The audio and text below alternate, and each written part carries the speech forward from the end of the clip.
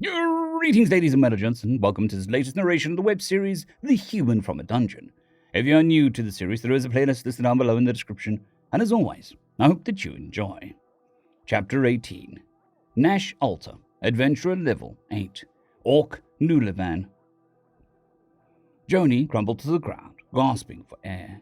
I hefted my axe, prepared to intercept the creature as it rushed forward. Then the thing suddenly froze in its tracks and slowly turned to Nick, sniffing the air. I stopped and looked at the boy as well. I watched his face change from an expression of fear to one of grim determination. In no time at all, he readied his sword for a slash and charged at the creature. "Nick, no, Yule!" I managed to shout before the creature's shriek cut me off. It was a terrible sound, filled to the brim with bile and fury. It was loud enough to hurt, and I instinctively blocked my ears. I watched in horror as Nick's eyes glazed over, and he stumbled for a brief moment. Then he caught himself and rushed forward at an incredible speed, faster than I'd ever seen him move, even with dash. The creature recoiled at first, then leapt at Nick with its claws at the ready. Nick ducked, and the claws had brought his sword up in a slash. The creature contorted mid-air, avoiding a fatal blow. The thing leapt back from Nick, and I watched blood drop from its left forearm. My breath caught in my throat as I realized that it was hanging on by a loose flap of flesh, the bone having been cleaved clean through. "Fecking hells," Yulk whispered.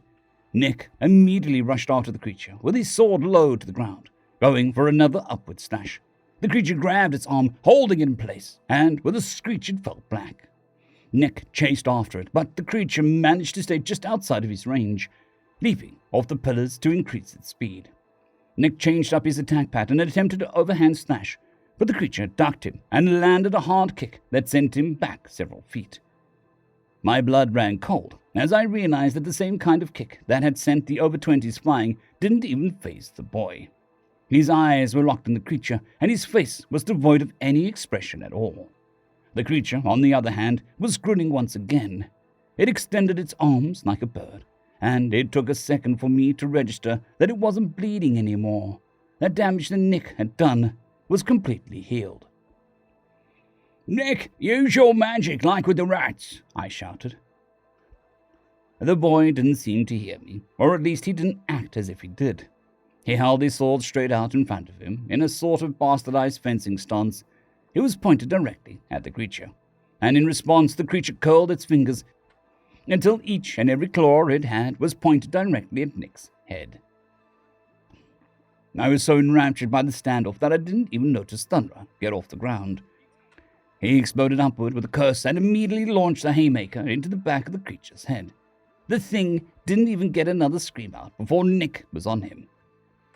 The boy's blade suddenly appeared through the creature's back, and with a flourish, Nick slashed sideways, fully severing its arm in the process.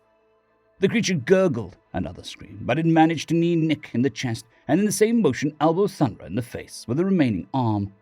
The brawler once again flew back and hit the ground, but Nick used the momentum from the blow and slashed again and again. The creature managed to deflect and block these attacks, but it was giving ground fast. Blood poured from its arm and the hole in its side. So much blood, too much blood. Why won't it fecking die?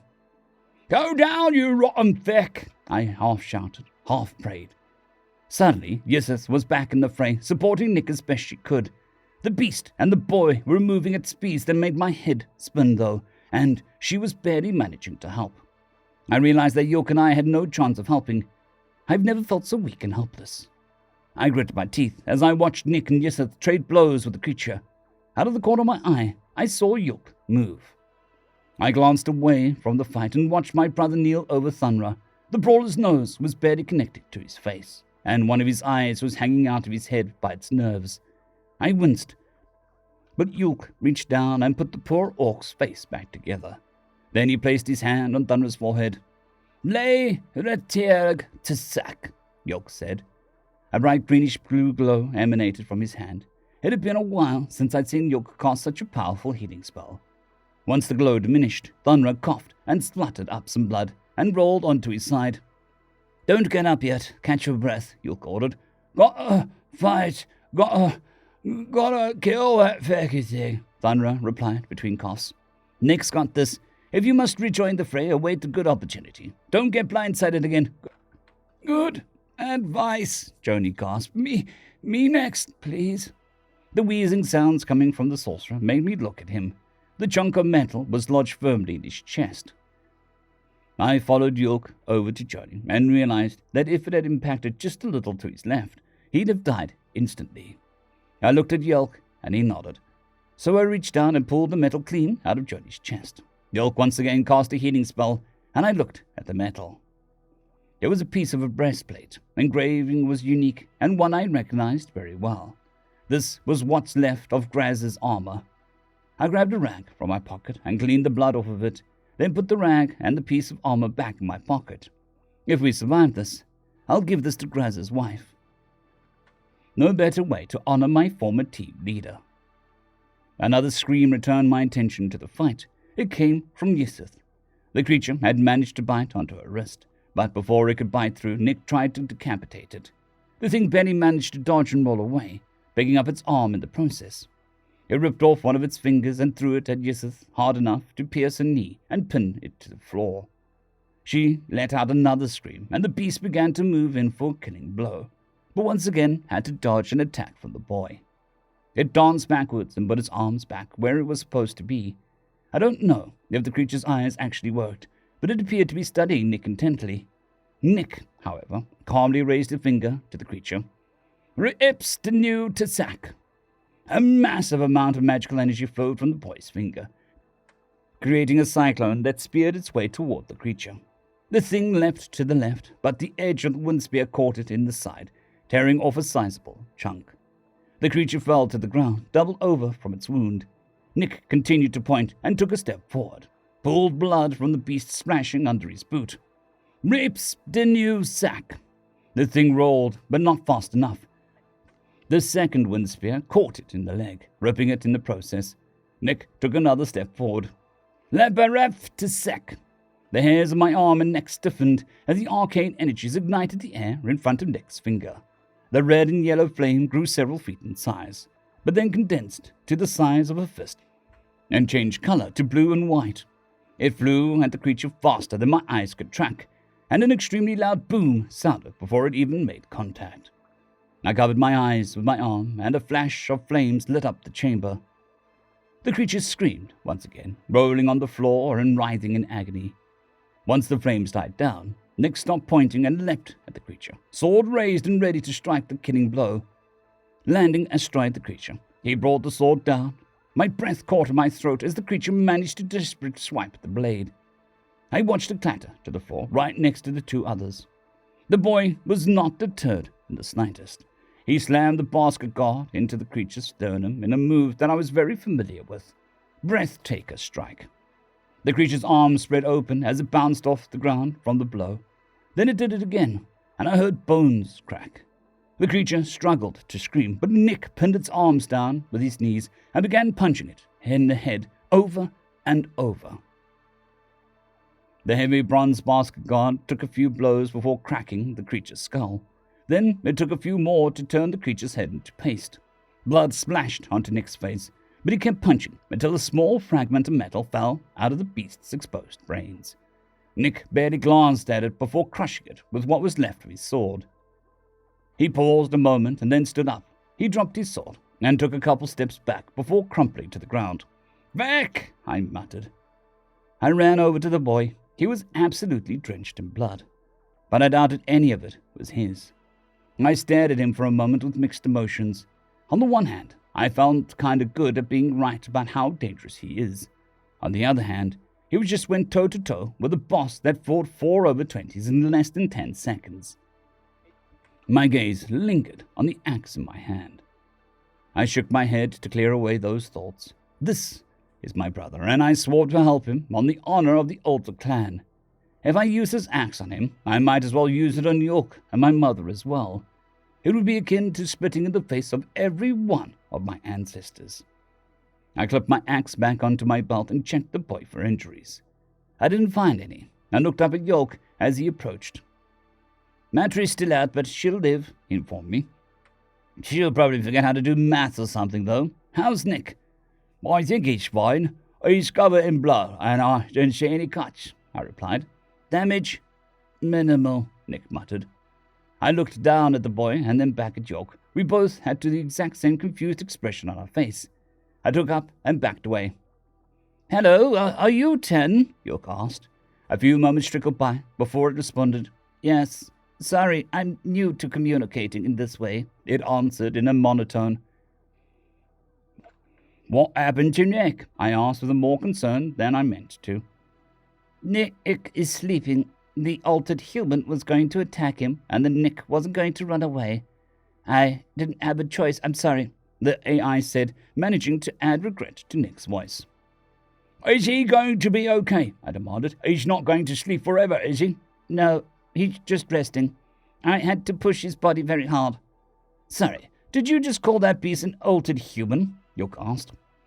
Yes, but I don't have much more information than that. I came to that conclusion based on the fact that it was a human, and it is significantly altered. I do not know why, how, or by whom. I glanced over at the over-20s. They were all huddled around Matry, thankfully, far enough away to be out of earshot. I turned back to the bot boy. So, Nick could end up like that? I hesitantly asked. Not if I can help it, Ten replied. But to clarify, anything can end up like that, not just humans. I felt a mixture of relief and concern.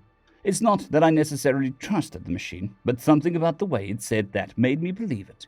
However, the thing that turned that human into a monster might still be down here somewhere.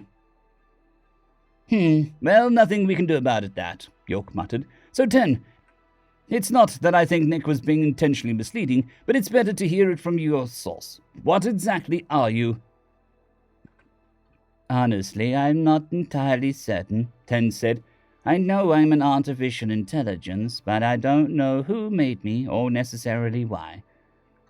Judging from my load order, I'm intended to be a guide and translator, but I am also able to completely override a subject's consciousness for combat purposes. I have a knowledge base, but the knowledge within it is specific to my role as a guide and doesn't answer any of my lingering questions. Also, some of the articles are apparently misleading. Knowledge base? I asked. A sort of specialized library, York answered. Which articles are misleading? The articles that details my combat mode, namely, the specifics for triggering it are correct, as well as how to trigger it, but it did far more damage than the article said it would, Ten replied.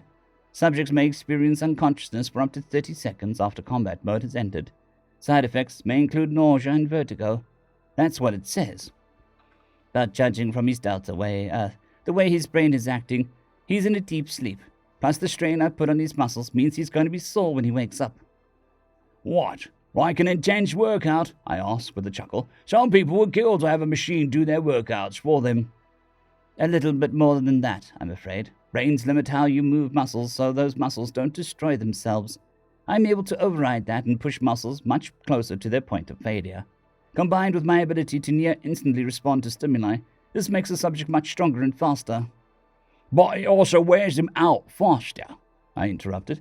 I imagine it also may damage internal organs as they struggle to keep up with the new, more intense demands of the muscles. York looked at me with a raised eyebrow and nodded proudly. I may not be a traditional sort of intellectual, but I know muscles, and I'm also familiar with what happens when one artificially pushes them past their limits. The longer or harder one does that, the more intense the damage to the rest of the body becomes. So what's his problem then? I asked. Nothing I can't handle, Ten clarified. Would a healing spell help? York asked. Oh yes, actually, Ten replied excitedly. Why didn't I think of that? York smiled and held his hand over Nick's chest. I turned to check on the over-20s as York cast his spell. Thunra was helping Matry to her feet. A little wave of anxiety washed over me. How would they react to 10? If they decided to take advantage of Nick's weakened state to destroy 10, York and I would be honor bound to try to stop them.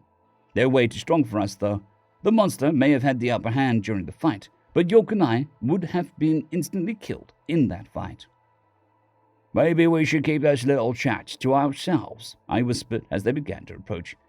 Probably not a bad idea, York replied. 10, stay quiet, please. There was no response as the others approached, which I decided to take as tenant green with us. Thunra was grinning like a child, but mixed emotions were playing out on the faces of the others, like someone whose papa took off a kid's hand, and now they have to put it down. I stepped in front of Nick as they got closer. This could end badly. End of chapter. I would just like to thank the T5 supporters: Bushmaster117, Casper Arnholtz, Dragzoon W.R.E, Elijah Silvercross, Gray, Jon Carrington, and Sevaren Serberous. Thank you very much.